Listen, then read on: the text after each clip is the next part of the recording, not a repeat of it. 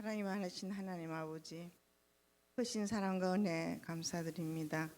이 저녁도 주님 전에 나와 수요 기도를 드리게 하시니 얼마나 감사한지요.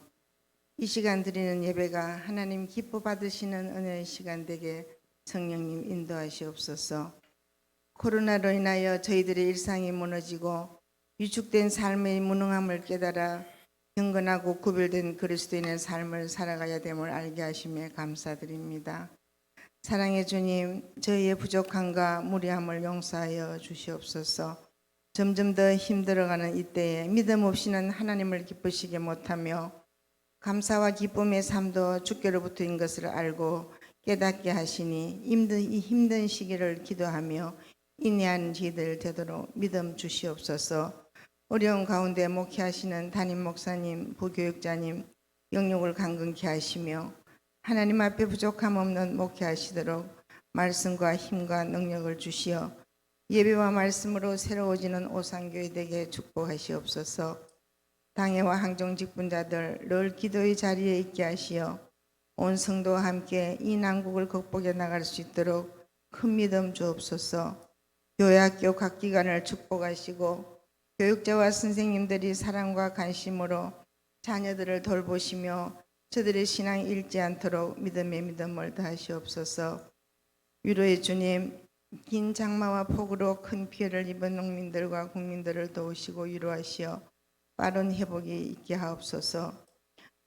확산되는 코로나와 폭염으로 힘든 가운데 있습니다. 의료진들과 일로하신 어르신들 건강으로 늘 지켜주시며 원치 않는 질병으로 신음하는 한우들과 여러 가지 어려움에 처한 성도들 치유와 회복을 주시며 저들이 환난 중에 소망을 주시는 주님을 의지하는 믿음으로 인내하며 이겨낼 수 있도록 주께서 긍휼을 주시옵소서. 능력의 주님, 온 세계적으로 교회와 나라가 점점 힘들어 가고 있습니다. 백신을 속히 개발되게 하시어 예배와 경제가 안정되며 회복되게 도와주시옵소서. 이 나라 모든 일상이 불안정한 이때에 믿는 저희들이 회개하며 기도하게 하시고 대통령을 위시한 여야가 하나 되어 국민을 위한 정치가 무엇이 우선인 것을 깨달아 알게 하시어 이 난국의 안정을 되찾는 정치학의 지혜를 주옵소서. 단절되어 있는 담북이 회복되게 하시며 하루속히 대화가 이어지기를 소원합니다. 이 시간 말씀 전하실 목사님 영역을 칠변하다 하시어 은혜의 말씀 전하게 하시며 듣는 저희들 행함 있는 결단의 시간 되게 하옵소서. 반주로 찬양으로 영광 드리는 수요 찬양팀을 건강으로 지켜주시며 은혜의 시간 되게 도와주시옵소서. 언제나 변함없는 사랑으로 늘 우리와 함께 하시는 예수님의 이름으로 기도드립니다. 아멘.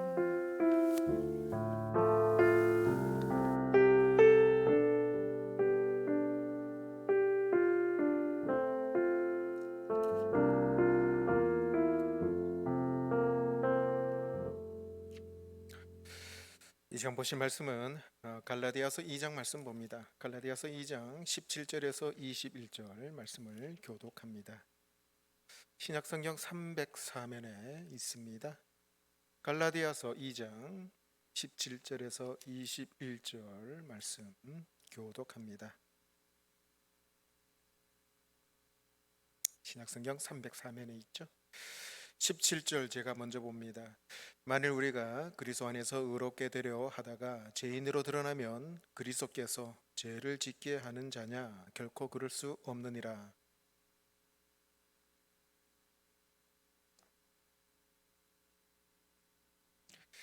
내가 율법으로 말미암아 율법에 대하여 죽었나니 이는 하나님에 대하여 살려 함이라.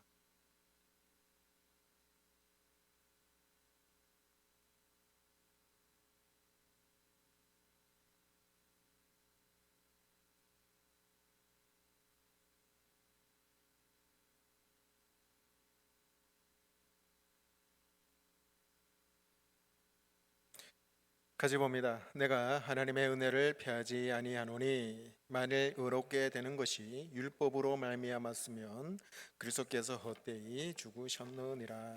아멘. 아유 엄청 덥죠? 기도의 자리에 오신 여러분, 그럼에도 불구하고 이 자리에 오셨으니까 말씀 잠깐 듣고 같이 기도하는 시간 되길 원합니다. 오늘 설교 제목이 뭐예요?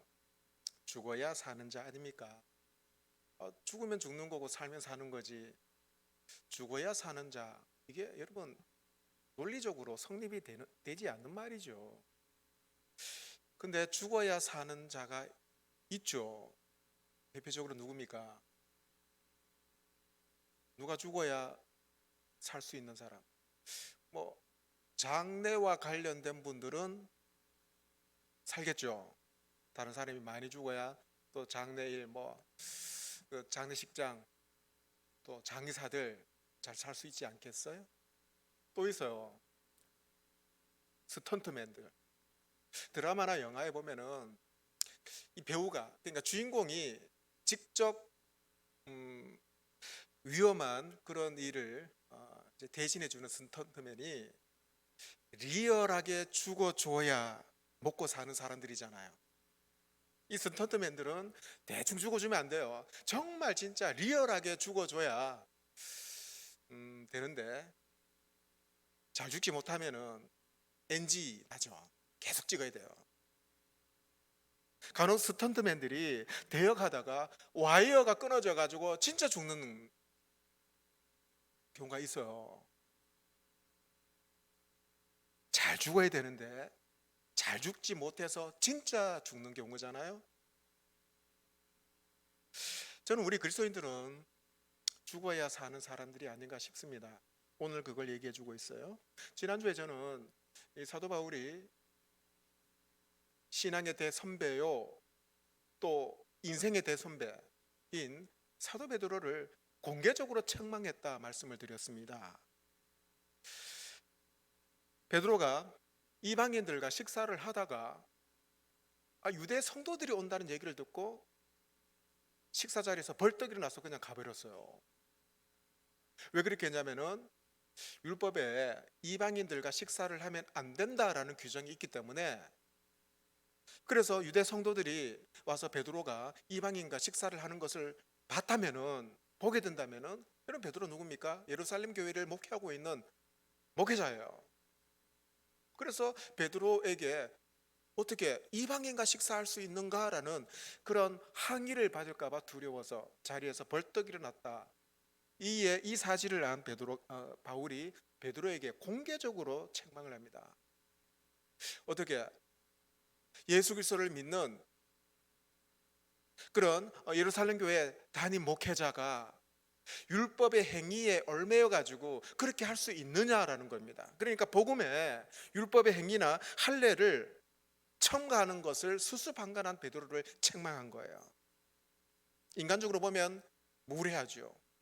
나이도 많은 베드로에게, 신앙 선배에게 그렇게 할 수 없습니다. 그런데 사도 바울은 단호하게 했습니다. 왜?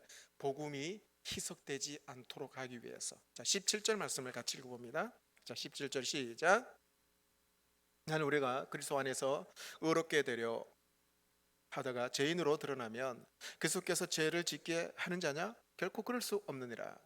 바울이 지금 스스로 자문자답합니다.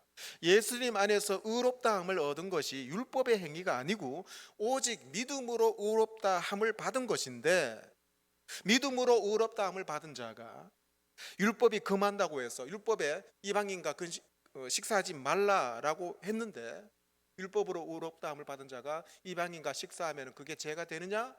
아니라는 겁니다. 믿음으로 의롭다함을 받은 자가 율법에서 하라고 하는 할례를 행하지 않았다면 그것이 죄가 되느냐? 죄가 아니라는 거예요. 그러면서 이렇게 얘기합니다. 18절 말씀 같이 읽어봐요. 시작. 만일 내가 헐었던 것을 다시 세우면 내가 나를 범법한 자로 만드는 것이라. 예수님께서 십자가 위에서 다 이루셨다 하시면서 운명하셨잖아요. 구원 사역을 완성하셨다는 얘기입니다. 주님은 십자가 위에서 율법을 완성하셨고 친히 율법의 정죄나 저주를 그분이 다 받아내셨잖아요. 그래서 우리를 해방시켜 주셨습니다. 그런데 바울이 다시 율법을 지키자, 할례를 행하자 이렇게 주장을 하면은 사도 바울이 지금까지 주장했던 것이 다 헛것이 되는 거예요. 헐어버렸던 것을 다시 세우는 그런 범법자가 되는 게 아니냐는 겁니다. 바울은 예수님 만나고 나서 율법이 뭔지 진짜 깨닫게 되었어요. 그는 율법을 이렇게 깨달았죠. 죄가 무엇인지 알게 해준다. 그리고 율법은 사람을 죄 가운데 가두는 역할을 한다는 거예요. 전에는 바울이 육신으로 살 때, 그러니까 율법이 뭔지 몰랐을 때는 율법을 지키려고 바둥바둥 거리면서 그렇게 살아왔어요. 그래서 율법 아래 살 때는 바울이 율법을 지키려고 노력을 하고 힘썼을 때 마치 율법에 대해서 살아있는 것처럼 느꼈죠. 근데 바울이 예수님을 만나고 나서 믿음으로 의롭다함을 받고 보니까 내가 율법에 살아있는 것이 아니고 내가 율법에 대해서 죽어 있었구나라고 깨닫게 됩니다. 율법을 지키려고 힘을 쓰면 쓸수록 더욱 하느님과 멀어졌고 자신이 더 비참함을 더 느끼게 되었어요. 그래서 바울은 율법에 살아있는 것처럼 착각했던 그가 율법으로는 안 되는구나, 예수 그리스도를 믿는 믿음으로 하나님 앞에 의롭게 되었다는 것을 깨닫고 나서 그가 뭐라고 선포합니까? 나는 이제 율법에 대해서 죽었다라고 선언을 해요. 자, 19절의 말씀 같이 읽어봅니다. 시작. 내가 율법으로 말미암아 율법에 대하여 죽었나니 이는 하느님에 대하여 살려 함이라.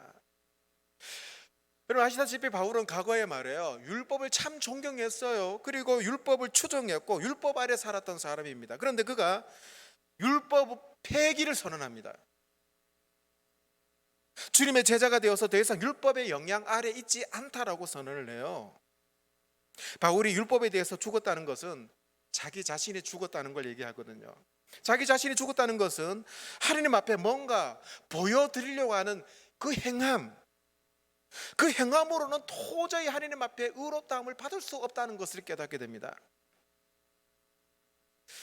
그 행함에는 모든 것이 포함되고 있겠죠. 욕망이나 자존심이나 자랑거리 같은 것, 그것이 다 죽었다는 거예요. 언제 죽었어요? 바로 예수 그리스도께서 골고다 언덕에서 십자가에 달려 돌아가실 때 바울도 자기 자신이 주님과 함께 못 박혀 죽었다는 겁니다. 이것은 곧 율법에 대해서 죽었다는 거예요. 하나님 앞에 뭔가 행하려고 해서 행함으로 말미암아 하나님 앞에 칭찬 듣고 의롭다함을 받으려고 했던 그 모든 과거의 행위가 쓰잘데기 없는 거였구나. 그래서 그는 율법에 대해서 나는 죽었다 그러면서 하느님에 대해서 나는 살았다라고 얘기를 합니다. 여러분 우리는 그런 얘기 많이 듣잖아요. 예수님께서 골고다 십자가에 돌아가실 때 우리도 십자가에서 주님과 함께 죽었다. 죽었다는 게 뭐예요? 내 자신이 죽었다는 거잖아요. 옛 자아가 죽었다는 겁니다. 옛 구습을 따라서 살려고 했던 내가 죽었다는 거예요. 근데 여러분, 내가 십자가에 주님과 함께 달려 죽었는데 여전히 살아있어요. 내가 내 인생의 주인입니다. 죽어야 되는데 죽지 못해 갈등을 해요. 나의 옛 자아가 죽어서 새 피조물이 되었다고 하는데 왜 거듭난 삶을 살지 못할까요? 그래서 바울이 그렇게 고민하잖아요. 나는 심히 공고한 자로다. 누가 이 사망의 몸에서 나를 구원하랴. 저는 안동군 풍산읍 풍산중학교에 중학교 나왔어요. 제가 중학교 다닐 때요, 지금도 잊지 못하는 선생님 한 분 계십니다. 기술을 가리키는 김시진 선생님. 지금은 고인이 되셨어요. 덩치가 아주 크신 분입니다. 이분은 늘 야구방망이를 들고 수업에 들어오셨어요. 그리고 참 무서웠습니다. 여러분 시험 시간, 그러니까 중간고사 기말고사 되면은 여러분 뭐 공부해요? 뭐부터? 중요한 것부터 하잖아요. 수학, 뭐 영어, 국어. 근데 제가 중학교 다닐 때는 뭐 저뿐만 아니고 아이들은 기술 공부부터 했어요. 기술 과목. 왜? 70점 밑으로는 그분은 무조건 70점 밑으로는 1점에 한 대씩 야구방망이로 애들을 엎어놓고 때렸거든요. 엄청 세게 때렸습니다. 이분은 무시무시한 무서운 선생님이었어요. 그래서 기술 수업이다 하면은 수업 5분 전부터 애들이 지 죽은 듯이 조용합니다. 그분이 딱 문 열고 들어오면 애들이 오금이 저릴 정도로 무서웠어요. 방망이 딱 들고 와서 수업 시작하기 전에 그분이 잘 하는 얘기 있습니다. 야 이놈들, 자 나 따라해. 나는 오늘 죽었다. 그리고 애들이 나는 오늘 죽었다. 이렇게 복창을 하고 수업을 시작했던 그 선생님이었습니다. 근데 애들이 큰 소리로 따라 하지만은 애들이 진짜 죽었어요? 죽지 않았어요. 그 선생님 앞에서는 죽은 척 하지만은 이제 그 수업이 끝나면은 애들이 회방이 되어 가지고 막 더 떠들었습니다.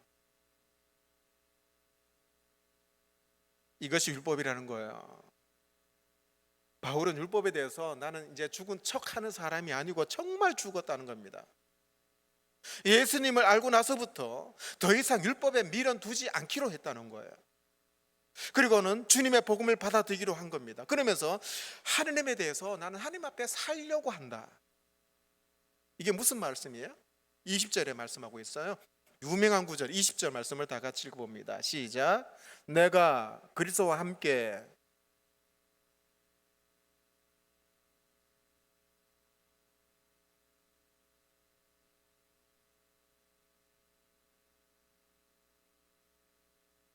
자신을 버리신 하나님의 아들을 믿는 믿음 안에서 사는 것이라. 예수 그리스도께서 십자가에 달려 죽으실 때 바울도 율법을 의지하고 율법을 지킴으로 하나님께 인정받으려고 했던 자기 자신을 십자가 위에서 죽었다는 거예요. 여러분, 우리가 믿음 생활 제대로 못하는 이유는 가장 근원적인 원인은 내가 누군지 몰라서 그래요. 자기 정체성을 몰라서 그렇습니다. 본문 20절의 말씀은요, 내가 누군지 알려주는 성도 정체성에 대해서 말씀해 주고 있어요. 여러분, 우리가 누굽니까? 20절의 말씀을 이렇게 표현됩니다. 죽어야 산다는 거예요. 바울이 예수 그리스도가 십자가에 못 박혀 죽으셨을 때 우리 역시 십자가에 못 박혀 죽었다는 겁니다. 못 박혔다 그러죠? 현재 완료 시제 쓰고 있어요. 과거에 일로 인한 결과가 지금도 계속되고 있다는 거예요. 과거에 예수님께서 십자가에 달려 돌아가셨을 때 나도 죽었다. 그런데 그 죽었음이 지금 현재도 지속되고 있다는 거예요. 과거의 사건이지만은 그 혈액이 지금도 계속되고 있다는 거예요. 예수님이 십자가에 죽으셨을 때 나도 십자가에 예수님과 함께 죽었다. 그러면서 바울이 말합니다. 그런즉 이제는 내가 사는 것이 아니요 오직 내 안에 그리스도께서 사시는 것이라. 나는 이미 죽었어요. 그러면 누가 삽니까? 내 안에 예수 그리스도께서 사신다는 겁니다. 여기에 놀라운 혁명이 일어나죠. 무슨 혁명이에요? 내가 내 인생의 주인이었는데 그 주인의 자리가 바뀌었어요. 내가 아니고 예수님이 내 인생의 주인이라는 겁니다. 이제 내 인생을 내 것으로 생각하지 않는다는 거예요, 바울이. 내가 누구인지에 대한 답이 나에게 있지 않고 내 안에 계시는 예수님께서 나를, 바울을 빚어 가신다는 겁니다. 그러면서 바울은 이 땅에 육신 가운데 살면서 어떻게 살아가야 될까? 거기에 대한 답을 얘기해 줘요. 이제 내가 육체 가운데 사는 것은 나를 사랑하사 나를 위하여 자기 자신을 버리신 하나님의 아들을 믿는 믿음 안에서 사는 것이다 얘기해요. 내가 사는 것은 이제 하나님의 아들이신 예수 그리스도를 믿는 믿음 안에서 내가 이제 산다. 하나님의 아들 예수 그리스도께서 나를 사랑하셔서 나를 위해 자기 자신을 십자가에 내어 주셨잖아요. 주님께서 십자가에 죽으심은 바울을 위한 죽음이고 우리를 위한 죽음이시고, 주님의 십자가에 희생당하심은 바울을 위한 희생이고 우리를 위한 희생이었다는 거예요. 예수님이 나를 위해서 고통당하셨고 나를 위해 모욕과 수치를 참아내셨고 나를 위해서 모든 것을 다 내어놓으셨다는 겁니다. 여러분, 예수님께서 십자가에 못 박히실 때 그 순간, 그때가 나와 하나님이 만나는 순간 아니겠어요? 그때 하나님께서 말씀하십니다. 너의 인생 주인은 네가 아니고 나다. 그 자리를 내놓아라 말씀하십니다. 그리스도의 십자가 복음이 나를 위한 복음이라고 믿는 사람은요, 더 이상 내가 인생의 주인이 아니고 주님이 내 인생의 주인입니다 선포하는 사람이에요. 그리스도와 함께 십자가에 못 박힌 나는 더 이상 존재하지 않는다라고 선포하는 겁니다. 그리고 예수 그리스도께서 부활하실 때 나 역시 죄와 사망의 권세에서 이기시고 주님과 함께 새롭게 부활하신 그분과 되살아난 존재라는 거죠. 하느님의 아들을 믿는 믿음 안에서 사는 사람은 날마다 죽는 사람이에요. 율법에 대해서 죽고, 죄에 대해서 죽고, 옛 자아에서 죽고, 옛 악습에서 대해서 죽는 거예요. 자기 자존심에 대해서도 죽는 거지요. 이 세상에 대해서 죽는 자임을 날마다 선포하고 확인하는 사람이 우리 성도들. 그래서 우리가 의롭게 되는 것은 우리의 행위로 된다면은 그리스도께서 헛되이 죽은 것이다. 21절에 말씀하잖아요. 21절 말씀하죠. 내가 하나님의 은혜를 피하지 아니하노니 만일 의롭게 되는 것이 율법으로 말미암으면 그리스도께서 헛되이 죽으셨느니라. 여러분, 우리는 죽어야 사는 사람들입니다. 미국의 복음주의 설교자 에이든 윌슨 토저라는 유명한 설교가가 있어요. 이 사람이 우리 성도들은 죽어야 사는 사람들인데 죽어야 사는 사람들은 세 가지 규칙을 가지고 살아야 된다라고 얘기합니다. 첫째는 뭐냐면은 죽어야 사는 우리 성도들은 오직 하나만 바라봐야 된다는 거예요. 그게 뭐냐면은 십자가라는 겁니다. 십자가에 못 박혀 죽은 사람은 오직 십자가만 바라봐야 된다고 해야 합니다. 그래야 살 수 있다고 얘기를 해요. 십자가 외에는 다른 거 보지 말아야 된다고 얘기합니다. 두 번째는 이 토자라는 사람은 이렇게 얘기합니다. 그리스도와 함께 죽은 사람은 과거는 과거로 묻어두라고 합니다. 십자가에 못 박혀 죽은 사람은 과거가 없는 사람이라는 거예요. 과거는 다 십자가에 묻어버리라고 합니다. 왕년의 그 자랑거리, 왕년에 뭐 했던 것, 업적들, 공로들, 자존심, 모든 것은 다 십자가에 묻어두라고 합니다. 십자가에 못 박힌 사람은 과거가 없는 사람이다. 자랑할 것이 아무것도 없다. 오직 주님과 십자가만 자랑하는 사람이라고 얘기를 해요. 토저라는 사람은 세 번째 이런 얘기합니다. 죽어야 사는 사람들, 성도들은 십자가보다 앞서지 말라라고 얘기를 합니다. 십자가에 못 박혀 죽은 사람은 십자가만 앞세우고 십자가 중심으로 생각하라는 거예요. 십자가보다 더 앞서서 나서지 말라는 겁니다. 나대지 말라는 거예요. 그런 거로 우리에게는 아무 공로가 없고 오직 주님을 믿는 믿음 안에서 우리가 사는 사람이다. 성도들은 죽어야 살 수 있는 사람이다. 여러분 신앙생활 한 지 오래되셨죠? 참 오래됐는데 참 죽지 못한 사람 참 많습니다. 불쑥불쑥 과거에 뭔가 살아나서 그래서 참 후회를 하고 있는 분들이 많이 계셔요. 사도 바울은 우리에게 알려줍니다. 죽어야 산다. 십자가에 예수님께서 못 박혀 죽으실 때 우리도 죽었어. 과거 옛 자아들, 악습들, 구습들, 헛된 자존심들 다 죽이고 내 안에 예수 그리스도께서 사실 때 그때 내가 부활하신 예수님과 살게 된다는 것을 말씀해 주고 계십니다.